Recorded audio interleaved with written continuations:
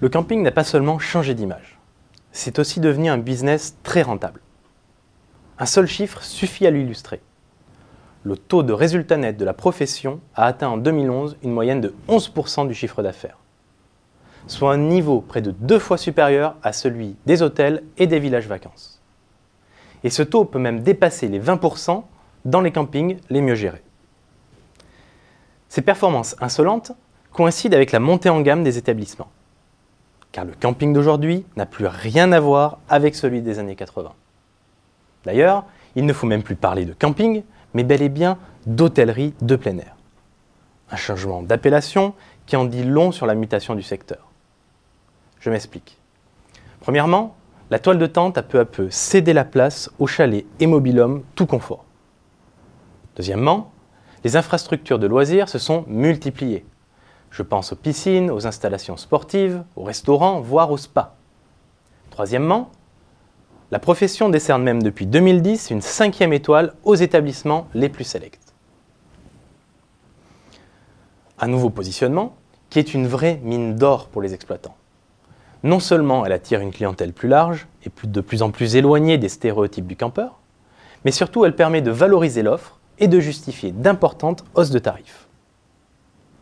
Là encore, un chiffre résume tout.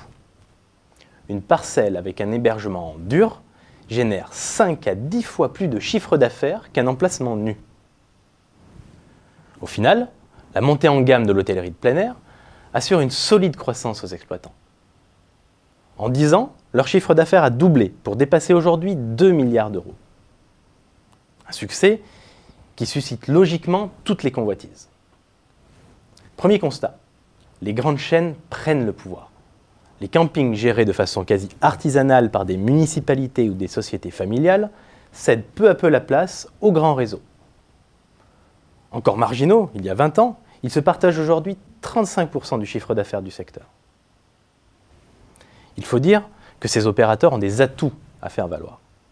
Je pense à la puissance capitalistique et marketing de leurs actionnaires, qui leur assurent un développement accéléré et un retour sur investissement rapide.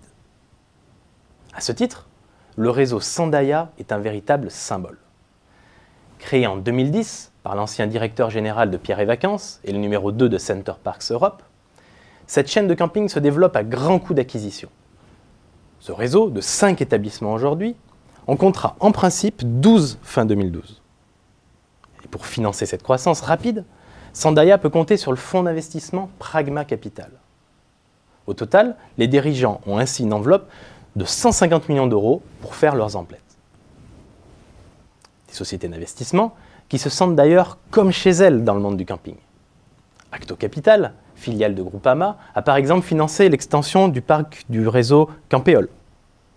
Et Acto est aujourd'hui actionnaire de Vacances Direct.